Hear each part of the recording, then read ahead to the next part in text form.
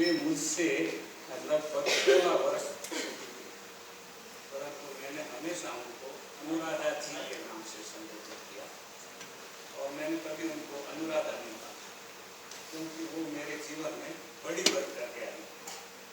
हमारे कैंसर परिवार जो वरिष्ठ थी, मुझे बाद में कैंसर हुआ और मुझे पता नहीं था कि ये कीमोथेरेपी कैसे होती है, इसके अंदर क्या करते हैं जो कीमोथेरेपी होती है। रेडियोथेरेपी का तो कुछ लोगों ने बता दिया था, कीमोथेरेपी क्या होती है, कैसे होती है, मुझे पता नहीं। मैंने बहुत लोगों से पूछा कि क्या होता है, तो कोई बता नहीं पाया। लेकिन जब मेरे को कीमोथेरेपी हुई तब मुझे पता चला कि अच्छा, सामान्य ड्रिप्स जैसे चढ़ती है ऐसे ही आपकी दवाई शरीर के अंदर चली जाती है और ये कीमोथेरेपी होती है। जब उनको ये पता चला मेरे इस अज्ञान का, तो वो एक दिन मेरे घर आ गई अकेली, और दिलीप जी साथ नहीं थे और मुझे नहीं पता था कि ये दिलीप जी की पत्नी है। मैं आश्चर्यचकित था, मैं आश्वस्त था, आभारी थी। और उसके बाद एक छोटे बच्चे की तरह जितने प्रश्न मेरे मन में हो सकते थे वो मैं सब उनसे पूछता था और सबका उन्होंने मुस्कुरा करके जवाब दिया। उन्होंने मुझे जो हिम्मत दी, अपनत्व दिया, दिया ही दिया, उस सब के कारण वे मेरे लिए हमेशा बड़ी ही रही। हालांकि वो बीच बीच में मेरे अध्यात्म को ध्यान में रखते हुए इसका विरोध करती थी, लेकिन मैंने कभी उनको अपने से छोटा या बड़ा कर नहीं सकता। मेरे को ये था कि मेरी पीड़ा का हल बताने वाली थी, इसलिए मेरे लिए बड़ी। दूसरी बात इन कविताओं को लेकर, एक मेरी पता नहीं जिद है, मेरा कोई कितना ही अपना हो और कितना ही आप मुझसे उपकार मेरे ऊपर किया हो, मैं आसानी से किसी रचना की तारीफ नहीं करता। तो मुझे हमेशा लगता था कि अनुराधा तो बहुत अच्छी, मेरे लिए बहुत काम भी किया, मेरे को बड़ी हिम्मत भी दी, लेकिन इतनी भोली डाली सीधी सादी है, ये क्या कविता लिखी। मेरे जीवन की कसक है कि मैंने उनकी जीवन में एक आध कविताएं पढ़ी थी और कभी तारीफ की, और अगर ये संग्रह मुझे पहले मिला होता तो मैं बहुत जी खोल के तारीफ करता। तारीफ में कंजूस में नहीं हूँ, लेकिन जब तक मैं कन्विंस नहीं होता तब तक मैं किसी को नहीं कहता। क्योंकि आप बड़े, आपको बहुत पुरस्कार, दुनिया आपको मानती है, मुझको जब तक नहीं लगता मैं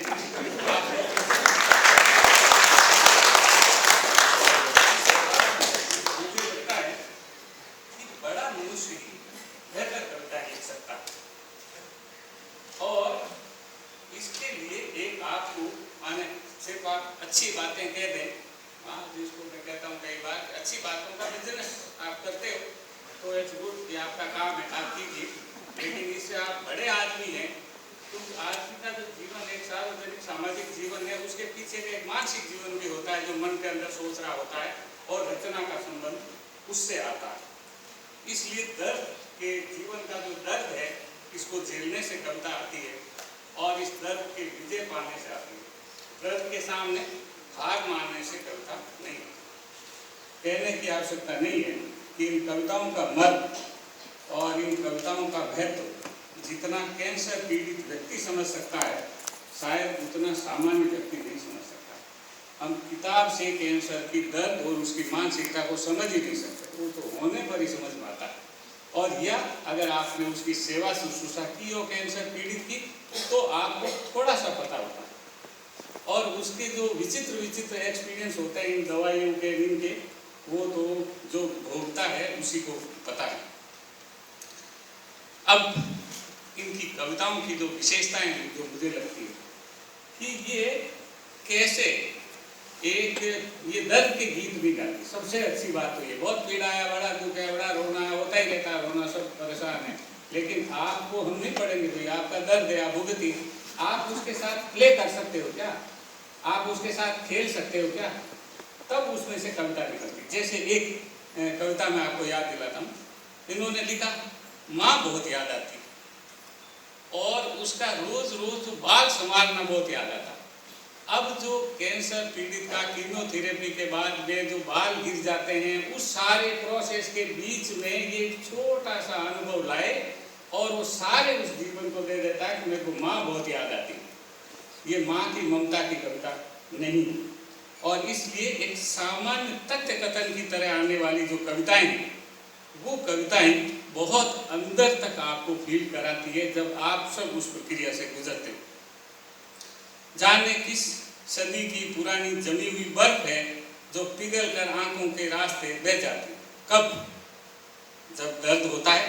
नहीं, जब दर्द जाता रहता है, खत्म हो जाता है, तब वो बर्फ पिघलती है और फिर जिंदगी का छोटापन अखर जाता है, किसी को जीते जी या उसके बाद। इसी तरह उनकी कविता में स्तन कैंसर की एक पीड़ा है जो शायद एक स्त्री ही कह सकती है, और अनुराधा जी ने पूरी कविताओं के बीच बीच में न मालूम कहाँ पर एक वो पंक्ति आ जाएगी जिसको आपको लगेगा कि ये ब्रेस्ट कैंसर से पीड़ित स्त्री का दर्द है, जो शायद मेरा नहीं, मेरे को हुआ तो मुझे वो पीड़ा नहीं। इन कविताओं की दूसरी जो विशेषता जिसको मैंने कहा कि कैंसर के दर्द के साथ में सर्जनात्मक रूप से उनको खेलना आता है। कैंसर पीड़ित बड़ा दयनीय सा व्यक्ति होता है, सारे टाइम रोग की शक्ल बनाए रहता है और उसको सब सहानुभूति और प्रेम वो सब देते रहो, और अपने दर्द में इतना डूबा रहता है कि उसको होश ही नहीं रहता है कि पास वाले को क्या प्रॉब्लम है, या ये जो पत्नी या पति या जो खाना लेकर आया है, या इसको कितनी दिक्कत है, उसके पास टाइम नहीं होता। उसको क्या मेरा जो दर्द है ना वो बहुत पीड़ादायक दर्द होता है, लेकिन इसके अंदर एक बदल जीवनी शक्ति है जिसके कारण वो उस अनुभव के साथ खेल पाती है। माना कि बीमार है और मान लिया कि अब कैंसर है तो है, जैसे मृत्यु है तो है, अब क्या कर सकते हैं, हम तो मृत्यु के साथ ही रहते हैं, अब किसी दिन आएगी मौत, तो कैंसर है तो उसके साथ ही हमको रहना। तो थोड़ी सी उसे छेड़खानी भी कैंसर से होनी चाहिए ना, हंसी मजाक का रिश्ता है, भाई बंधु हमारा हो गया हो। तो अब आप देखिए कि कैंसर कोशिका पर एक कविता है और बड़ी ममतालु दृष्टि से उन्होंने कैंसर कोशिका को याद किया है। क्या है कि ये बेचारी जो कैंसर कोशिका है ये मरना भूल चुकी, अपना रास्ता भूल गई, अपना आपा भूल चुकी और सखी कोशिका का बैनापा भूल चुकी। अब जो भूल चुका है उस पर क्या क्रोध करो भाई, ये तो बेचारी खुद ही भूल गया है तो कैंसर। अरे ये जो प्ले है इतनी पीड़ादायक चीजों के साथ आप कितना ऊपर उठ सकते हैं अपने जीवन की परिस्थितियों से, ये उस रचनाकार मानस का मुझे लगता है कि बड़प्पन है। इसी तरह से एक कविता है, मुझे 3 कविताएं बहुत अद्भुत लगती है, इसमें से एक ये और एक है दवा की दुकान पर है एक कविता। कैंसर की दवाइयाँ बहुत महंगी होती है और हर बार जो है ना, जैसे मेरे को मैं अपनी बताऊँ 1 लाख रुपया लगता है फिर एक कीमोथेरेपी के अंदर दवाइयाँ खरीदने। तो दवाइयाँ खरीदने के लिए हमने अपने मित्र को कहा भैया तुम दवाइयाँ खरीद, और वो 1 लाख रुपये की व्यवस्था करनी होती है दवाई की। और जब कीमोथेरेपी हो जाती है तो उसमें लिखा रहता है ये उल्टी आवे तब ये लेना, जब दस्त आवे तो ये लेना, भूख लगे तो ये लेना, प्यास आवे तो ये लेना, कई तरह की दवाइयाँ लिखी रहती। अब इन सब पर टिप्पणी करना बहुत हिम्मत का काम। तो उन्होंने लिखा कि साहब यहाँ एक दुकान है जिसके अंदर जो है ना दवाएं क्या क्या मिलती है, नींद उड़ाने वाली और नींद लाने वाली, बीमार कर देने वाली और फिर ठीक कर देने वाली। इसी तरह गाँव है, गाँव को फिर चीरने वाली और फिर उसको ठीक कर देने वाली, हर तरह की दवाइयाँ हैं उसके अंदर इस दुकान में मिलती है। और इन दवाइयों से किसको क्या मिलता है, इसको मुनाफा मिलता है और फलां को ये मिलता है और डॉक्टर को क्या मिलता है, और बहुत सारी आशीर्वाद वगैरह मिलकर थोड़ी भर्सना और अंत में पद्मश्री, हमारे ललित कुमार को पद्मश्री मिले तो बड़ा कुछ बात हुआ ये तो बहुत ही अच्छा किया। तो इसी तरह से एक कविता और है जिसमें है कि डर मिलता है, वो तो डरा रहता है, बिल्कुल मरा रहता है प्रेम से, जब तो मौत तो आई तो मर जाएंगे और क्या, तो डरता। लेकिन इस डर पर अगर आप कविता लिखोगे तो हम नहीं पढ़ते उसको। जैसे वो जो कैंसर वाली जो ब्लॉग वगैरह था अनुराधा जी का, मैं नहीं पढ़ता था डर के मारे, मेरे को कोई कैंसर के बारे में नहीं था, उसका काम करना, मुझे इसकी जानकारी नहीं, तो मुझे थोड़ा उससे मुक्त करने वाली चीज़ें चाहिए, थोड़ा मैं इसको भूल जाऊँ वो वाली चीज़ें चाहिए। तो वो कविता उन्होंने लिखी कि मुझे डर लगता है। किससे लगता है? बहुत तारीफ से और अनसुना कर दिए जाने से। सोचिए या तो आपको बहुत तारीफ करे या कहते हैं ठीक है, तो ऐसे बकवास करता रहता, तो इसका भी बड़ा डर। साफ साफ जान लेने से डर लगता है, और साफ साफ न कह पाने से भी डर लगता है, या बनावट से अपना वजन बढ़ाते लोगों से और नजरों से मेरा वजन तोलते लोगों से। आप कैंसर पेशेंट के पास जाते हो तो आमतौर से होता है, हाँ रामलोक जी अब ठीक लग रहे हो थोड़ा, ठीक है, बड़ा अपमानित महसूस करते हैं, बड़ा पीड़ा होता है, कोई सांस बोलने की जरूरत नहीं, ये पीड़ा एकदम नजरों से अब ये पिएगा भरेगा क्या होएगा, तो उसकी अभिव्यक्ति इसके अंदर है, बहुत इसके अंदर इतनी गहन अनुभूतियाँ हैं, गहन भावनाएं हैं, और मुझे अगर मौका मिलता तो मैं उनकी अद्भुत तारीफ करता और खुश होके फिर हम लोग चाय पीते, लेकिन जीवन में मौका नहीं दिया। ऐसी कविताएं, इतने जीवन और जीवट से भरी हुई कविताएं मैंने बहुत कम कवियों की कविताएं पढ़ी है, और मुझे कविता की अच्छी समझ है, इसको कहने में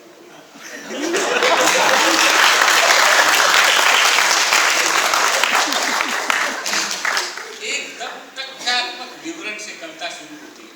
आप कविता जब पढ़ोगे तो लगेगा कि कुछ एक फैक्चुअल सा बातें बोल रही है, लेकिन उसके पीछे, उसके मर्म के भीतर इतनी जीवन की शक्ति छुपी हुई होती है। उस जीवन की शक्ति को उस पीड़ा के भीतर गुजरने के बाद बहुत आसानी से समझा जा सकता है, और किस किस जगह पर कहाँ का वाह करने का मन करे। लेकिन अंत में वो एक पंक्ति बहुत महत्वपूर्ण है जो उन्होंने अपना लिखी है, कि वे कुछ ऐसी जगह जाना चाहती हैं जहाँ कोई न जानता हो शब्द कैंसर, एक ऐसी दुनिया बने। लेकिन अब तो सब जानने लगे हैं, और ये बहुत अच्छी स्थिति नहीं है। जागरूकता तो ठीक है, लेकिन बहुत खतरनाक है। तो मैं इस अवसर पर अनुराधा जी की स्मृति को नमन करता हूँ, और मेरे मन मस्तिष्क में हमेशा जब तक मैं जीवित रहूँगा आदर से ही याद करूँगा, और मैं सिर्फ उन्हीं को याद करता हूँ जिनका मैं आदर करता हूँ। बाकी संसार में बहुत लोग